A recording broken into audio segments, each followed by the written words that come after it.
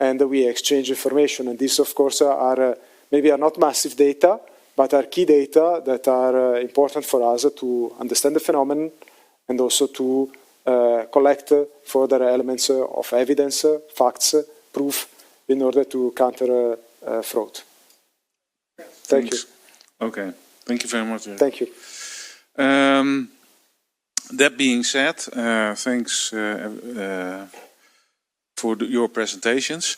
We're going to our last presentation by Sandhya Natuni, who is from the Dutch Ministry of Finance, who is heavily involved in VAT and customs. Yes, yeah. Thank you, Walter. Good afternoon, everyone. My name is Sandhya Natuni. I work for the Dutch Ministry of Finance, actually for the Dutch tax authorities, as policy advisor.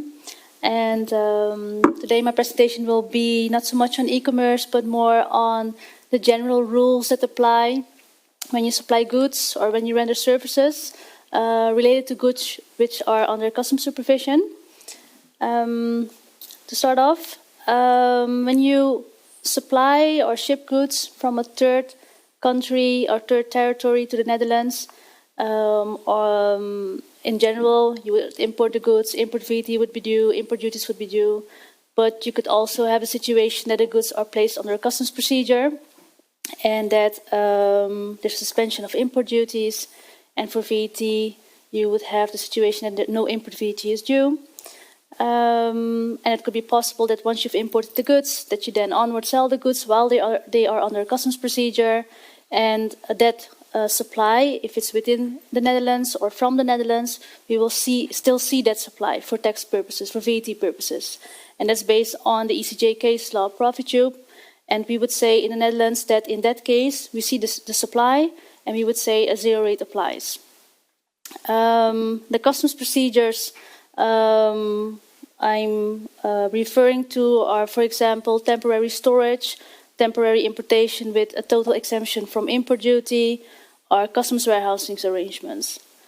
The zero rate that we have in the Netherlands is it's implemented as such as a zero rate, but in the VAT directive, it's good to know that it's an exemption with right to deduction of input VAT, and that this exemption or the zero rate is optional for member states. So, and in the Netherlands, we've chosen to implement this zero rate, but now that we've implemented it, it's also mandatory for taxpayers to apply it. So if you meet the conditions of the zero rate when the supply is made, then you really have to mandatory apply it as well. So you cannot say a standard rate applies. It's good to know the zero rate is based in Title 9, Chapter 1 of the VAT Directive. And we've chosen in the Netherlands to implement this zero rate because, in our view, if you have goods which are under a customs procedure, it's logic that at a certain point of time the goods will be cleared into free circulation, and in that case, import duties and import VAT will be due. So it would make sense to, at the prior stage, already tax goods for VAT. And it can also be that the goods will leave the Netherlands under customs procedure, and then we don't have any incentive to tax the goods with VAT in the Netherlands. So that's the reasoning behind the zero rate, why we have it. And I thought it would be good to go through some examples with you when we would apply this zero rate. And I have two examples with a supply of goods. And to start off with, before I start with the examples, I think it's good to keep in mind what the place of supply rules are for goods for VAT. You either have a supply of goods with transport. In that case, the goods are supplied and they are shipped from the Netherlands to another country. And we would say the place of supply is the country where the goods are dispatched from. So that would be the Netherlands. If the goods are supplied without transport, so they remain in the Netherlands, or they are shipped in the Netherlands, the place of supply will be the Netherlands. In the example I have here, you have three parties. You have party A, who is supplying goods to party B.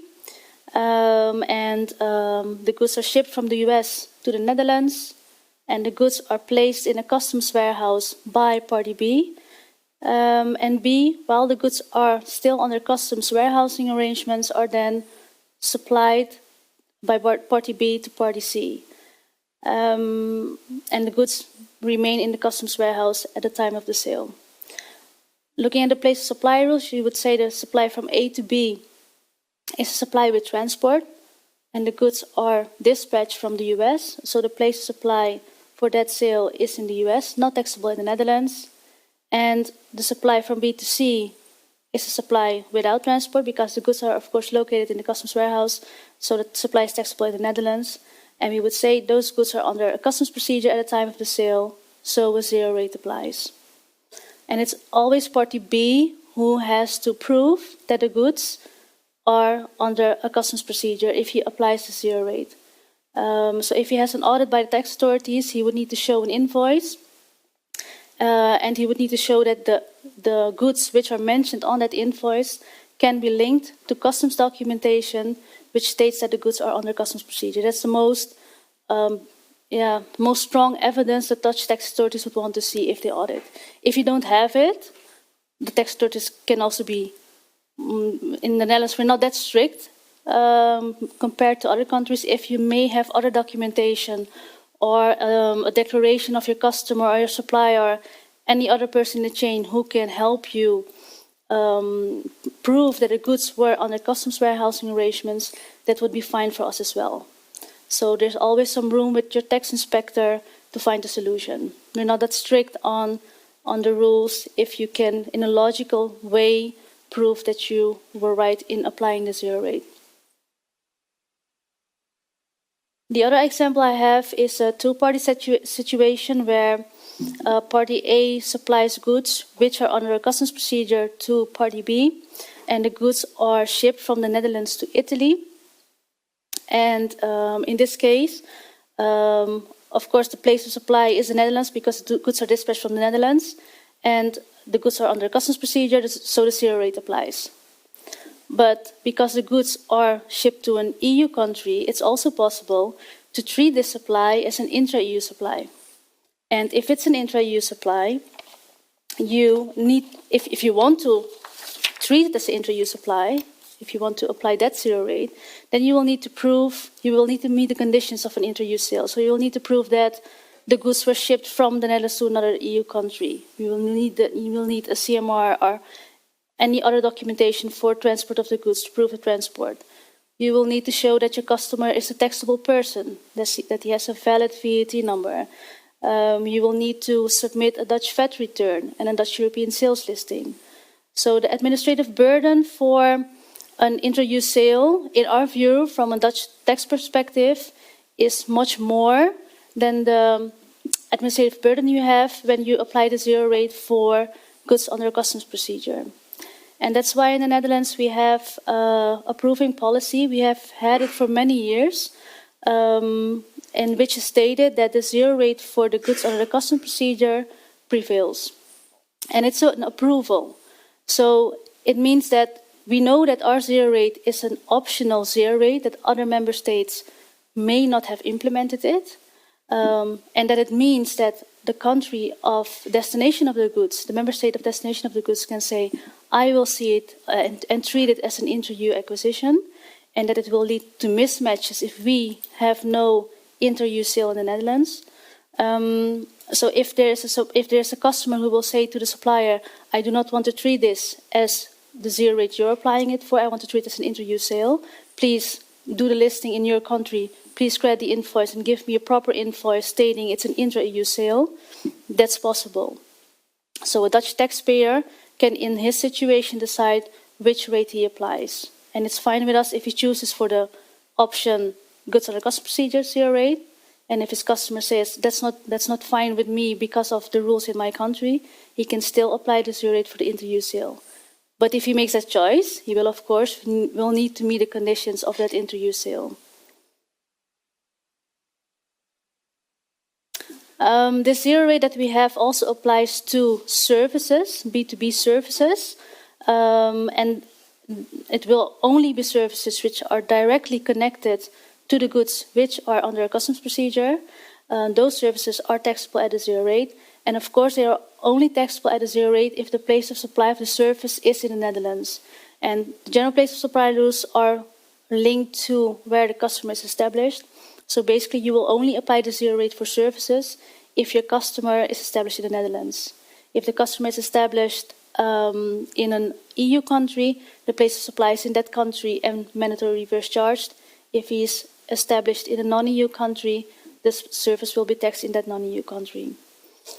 It's good to know that in the Netherlands, if you have a service which you are supplying and is directly connected to goods under a customs procedure, and your customer is established in an EU country, you would say the place of supply is there and it's mandatory reverse charge to the customer in that country. But it could be, of course, that in that EU country there's a similar zero rate or a similar exemption, and that the customer, if he's applying the reverse charge, will not report the transaction because he's applying an exemption or zero rate. So we also have sort of approval in the Netherlands saying that if you know that your customer is not going to report the reverse charged acquisition of the service, then you do not report the service as such in the Netherlands in your Dutch VAT return and your Dutch European sales listing. Yes, that's what I had for services, very basic, general, the standard rules that we have for the zero rate. We also had a recent knowledge group decision, and the knowledge group in the Netherlands is a group within the tax authorities that answer complex questions on how you should interpret the domestic VAT law or the directive. And the question that was raised to the knowledge group was when you have a transport service with a Dutch service provider and a Dutch customer, so it's a B2B service between two Dutch parties, taxable in the Netherlands, and the service which is carried out is physically not in the EU, so it's, for example, between China and the US, can that transport service be subject to the zero rate? And the question was asked because in our Dutch VAT Act, our wording is very broad. It says there's a zero rate for goods which are not yet imported. And because of the wording, and because it's also very much a practice in the Netherlands, that everything which is linked to international trade is zero rated, the question arose whether this transport service can be subject to the zero rate as well. And the answer of the vision of the knowledge group, and therefore the policy of the Dutch tax authorities, is that this transport service is subject to the standard rate, 21%, and not the zero rate, because the zero rate that we have implemented in our Dutch VAT Act is the exemption in the directive, which is only, the scope of that zero rate is only for goods which are physically in the Netherlands, on your territory, and which are under a customs procedure. And if you would want this service not to be taxed, if you want it outside of scope, or exempt or zero rated, then you would need to implement effective use and enjoyment rules, such as other EU countries have done. The Netherlands has not implemented such rules in 2010. So as a result, such a transaction is subject to the standard rate, which may seem strange if you would say there's a zero rate for goods under a customs procedure in your country, and if they're not even in your country but outside of the EU, you do tax them. But that's a result of the rules in the VAT directive. That's my presentation. Yes.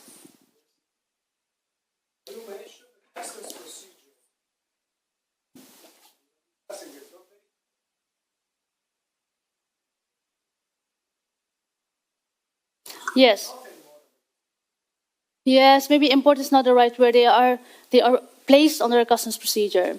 So there's a suspension of the customs duties. They're like if they're placed in a under customs warehousing arrangements, for example, then they are not imported for VAT because there's no import for customs. The goods, it is actually what is actually meant is that if goods are not yet brought into free circulation, then they are still under customs supervision, and that's. Transit also, yeah. It's also a customs procedure. Yeah. So if you sell goods which are on the customs transit in the Netherlands, then you can also apply the zero rate.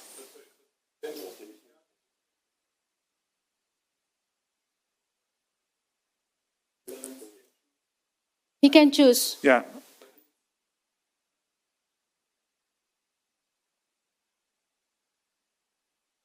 Well, if you look at the profit tube case, it's still a taxable supply, even though the goods are not brought into free circulation. No, from a supply point of view. You're talking about the supply, right? The supply of the goods. So you have goods which are under this, which are not brought into free circulation, and when they are supplied from the Netherlands to another EU country, from a Dutch perspective, we would say we don't see it. We treat it as a zero rate. But there are countries which may see that as a supply and tax it as such, and would say it's a real intra-EU supply. It is, of course, also an intra-EU supply as well.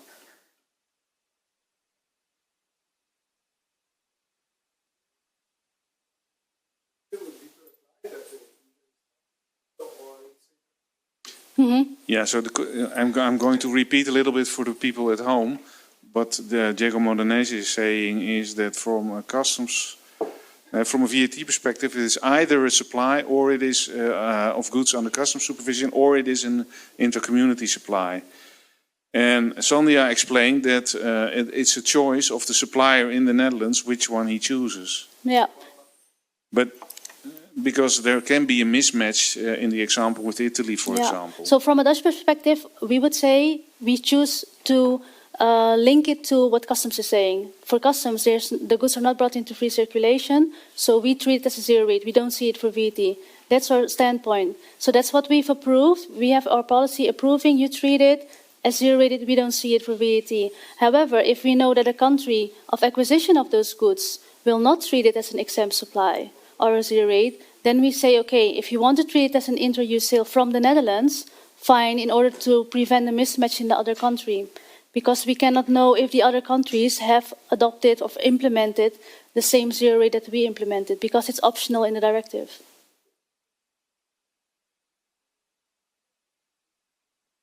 Yeah.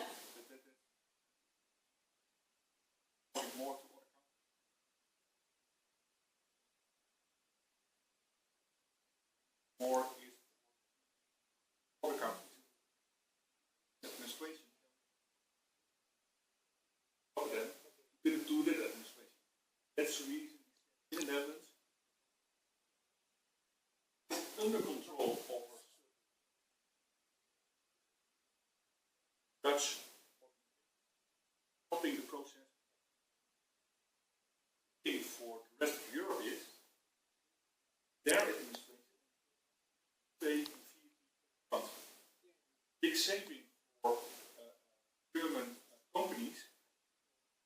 Their administration coming in at 0%.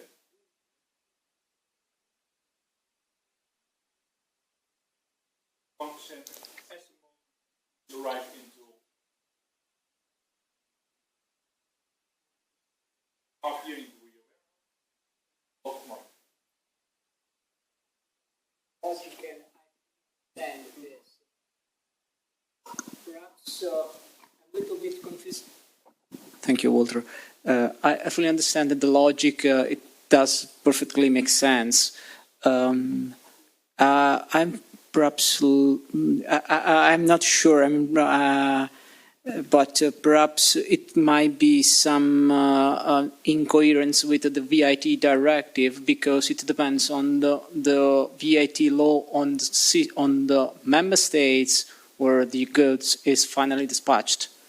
Yeah, I mean, normally, as has been said, it is optional. You can choose intra-community regime or custom suspension. Can we call this? But according to my opinion, in some member states, intra-community at the entrance might be mandatory. Yep. Yeah, might be. I don't know. I'm speculating, but might be mandatory.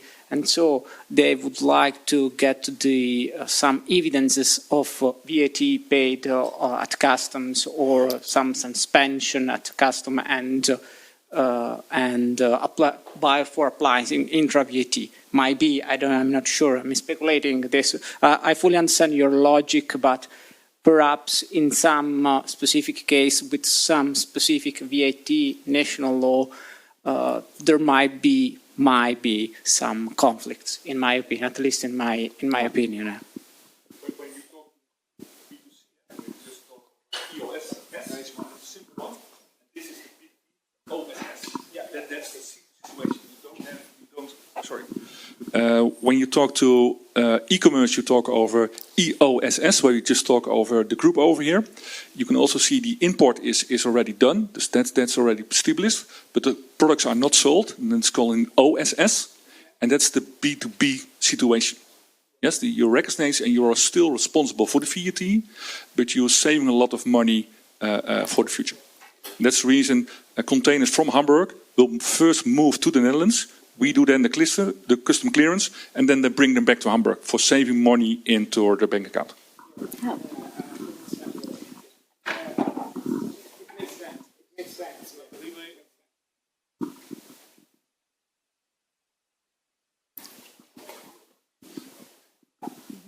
Thank you. I have a question to the requirements for the zero VAT rate. Are there any more requirements according to Dutch law than just to place the goods under customs supervision, or is it that the only requirement? Because we also implemented in Germany that legal rule, but in Germany the VAT exemption is only possible for local supplies that are followed by an import. So we need to have an import in Germany where we have import VAT arising, and the local supply beforehand, that is VAT exempt. That means without getting those goods imported later on, we won't have a VAT exemption, but then the 19.7% VAT. Okay. No, we have the zero rate also applies for, as I said, a normal domestic supply. Even if it's in a chain of transaction within the Netherlands, all supplies will be subject to the zero rate. But every supplier in the chain will need to prove that need a copy of the customs documentation stating what the status of the goods is. As long as you have that, then you're entitled to application of the zero rate. Yeah, that's interesting. So if you re-export it, if you import it, if you just remain it in the Netherlands being under supervision, it doesn't matter. No. Thanks. And that's also that makes it also difficult in practice, because a lot of companies, they think everything is zero rated, but you still have to look at what type of goods are they, where are they going, services, supply. Yeah. Any other questions? No. Then I would like to thank everybody for your attendance. And I also like to thank all the speakers, of course. It was, I think, a very interesting day. And I also think the public, all the attendants were very actively involved. So I have a very good feeling about this day. Thank you very much. Have a nice weekend. And we hope to see you next time.